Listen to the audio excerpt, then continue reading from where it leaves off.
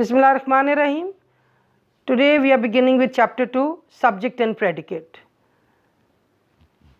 Subject and predicate I will introduce to you first in Urdu and then we will continue with the English part. जुमले के हिस्से, जुमले के दो हिस्से होते हैं, मुस्नद आलिया, मुस्नद.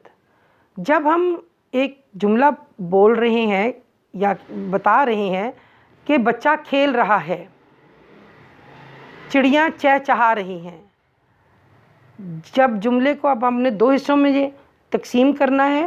पहला हिस्सा जुमले का मुस्नद आलिया है, जुमले का वो हिस्सा जो उस शख्स या चीज़ को ज़ाहिर करे जिसकी वजह से कुछ कहा गया है, इसे मुस्नद आलिया कहते हैं.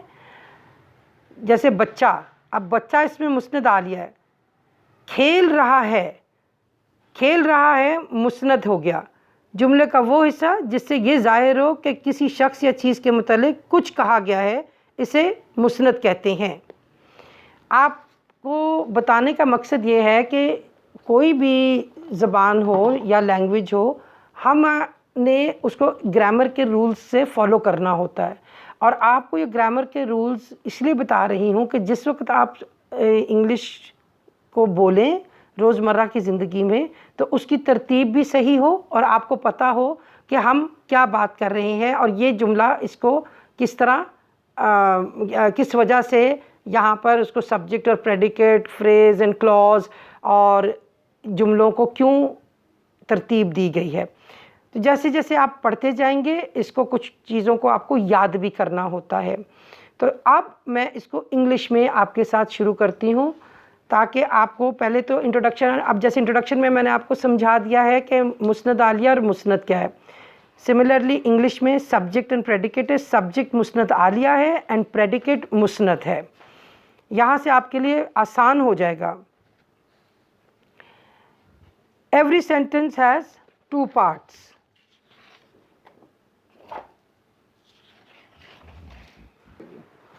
Every sentence has two parts, subject and predicate.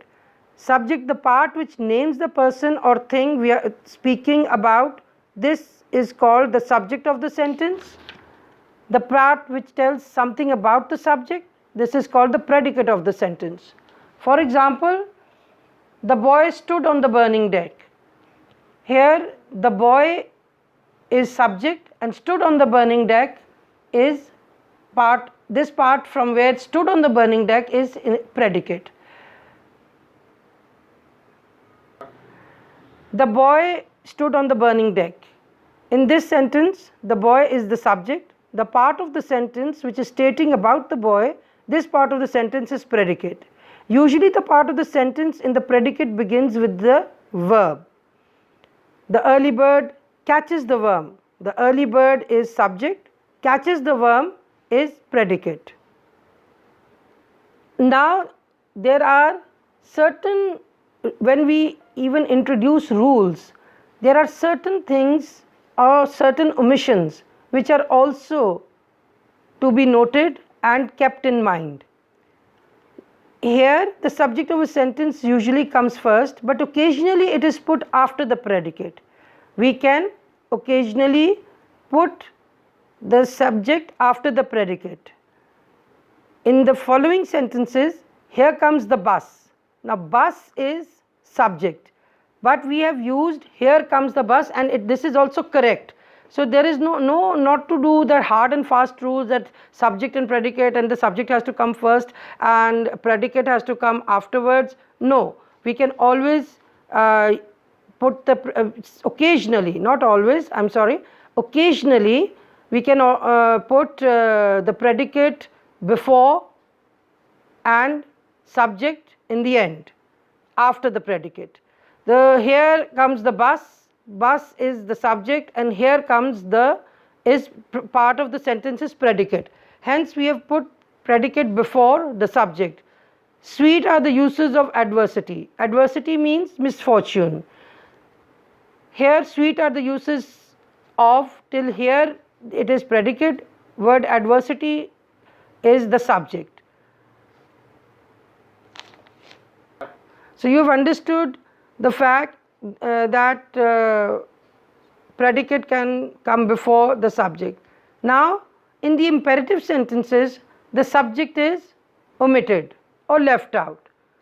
As in the first lesson I had also mentioned to you that in the imperative sentences or in treaty, we omit the subject. You is understood, not written or spoken.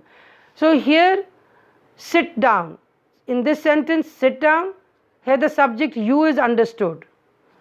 Thank him. Here too the subject you is understood. So you don't have to, in the imperative sentences, you don't need to write the subject. The sentence is complete, but there is no subject, it is understood. Hence, when you understand that there is some, you are giving a command, you know whom you are talking to, whom you are saying so, about whom you are telling the other person. So there is no need to mention. So there are no hard and fast rules that the subject has to be the subject and the predicate. No, in the imperative sentence, it is a complete sentence and subject is understood, it is omitted, left out. Sit down, here the subject you is understood. Thank him, here too the subject you is understood. I hope you have understood the concept of subject and predicate and the two rules which are, one rule which is occasionally, I hope the concept of subject and predicate is now clear to you. I hope now the concept of subject and predicate is clear to you. Next video will be of chapter 3, the phrase and the clause. So I look forward to you all subscribing to my channel. Like, share and watch the video full, and next lesson will be the phrase and the clause. Friends, this was the lesson for today. If you liked this video lesson, please subscribe, like and share. If you have any questions, let me know in the comments below. I will be back with a new video lesson, so make sure you click the bell icon to get an update. Thank you for joining our Grammar Academy. Love you.